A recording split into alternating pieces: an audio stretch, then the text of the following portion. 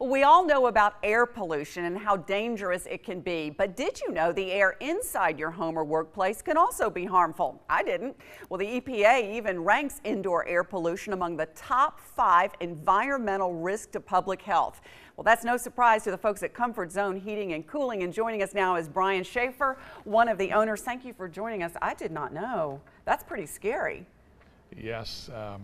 It's surprising because most people, when it comes to air quality, they don't really think about that with their heating and air system. Mainly what people think about is the temperature. You know, is it going to cool or heat my house accordingly? But there's just so much more other than just the temperature that really has an impact on your systems, and mainly with your health is in the environment is the condition of your air. Wow, that's pretty important. All right, so you tell me there are two things there's things we can do as homeowners, and then there's things that you all can do as our heating and cooler provider. So let's start with the things that we can do to minimize this pollution inside our home. Well, the first thing, and most people are, well, we say most people, but the key thing is changing your filter. Your filter is so key to the quality of the air in your system, and it's something that does have to be paid particular attention to.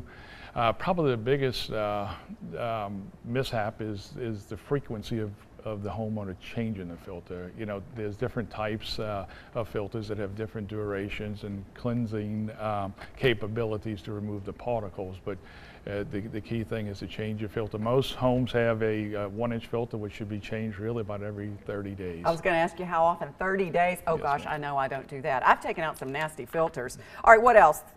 The other thing is just looking at air quality in general, of course, carbon monoxide, making sure that you've got a carbon monoxide tester in there. Again, just making sure that it is functional. You should be checking the batteries once a month, looking at the readings. Unlike a fire alarm, a carbon monoxide tester will tell you if it's functioning or not in terms of how much, what the readings are of the carbon monoxide itself. And then you say remove pollutants in our home. I would never have thought of some of the things we would have in our house. Yeah, well, the concern is that we spend about 90% of our time indoors, and particularly with the newer homes, we call it a tighter envelope, and basically the hairspray, if there's tobacco, smoke, chemicals, other things that are in the home, they call it VOCs.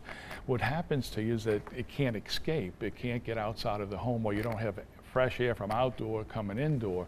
And as I said, particularly with the newer homes, it's such a tight envelope that there's systems that'll actually bring outdoor air into the house and exchange it with, take the fresh air from outside and then exchange it with the polluted air from inside and dump it back outside. Okay, so that's one of the things that you can do. So there are several things that you can do, and that would be one of them, kind of getting the ventilation going better. That is correct. But the other thing too is, and we have all heard the M word, the mold word, and the mildews. The key thing, particularly here in our region where we have a lot of basements, is to make sure you're not getting any kind of water leakage. If you are, as a result of water, there's going to be typically, sometimes mold and mildew that'll come from that. So those are the things, is A, identifying that you have a problem, then B, then putting corrective actions in of, repairing whatever leaks or access that this water is coming in, and making sure that that's all taken care of. And upgrade the HVAC filters, making sure that's part of the filters, changing the filters and making sure these are good and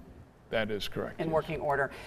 So if somebody was concerned about this, you guys would come out to the house and just check it out, right? Absolutely. We would see, first of all, do more of an air quality check, look for visual things that could be causing quality concerns in terms of your air. But yes, ma'am, we would do free estimates on putting solutions in place. One thing with your quality of your air, of course, there's solutions we can put in place that would integrate into your heating and air system, not just, as we said, filtration systems, but like air exchange systems and other components that would really enhance the quality. Dehumidifiers are popular right now, right?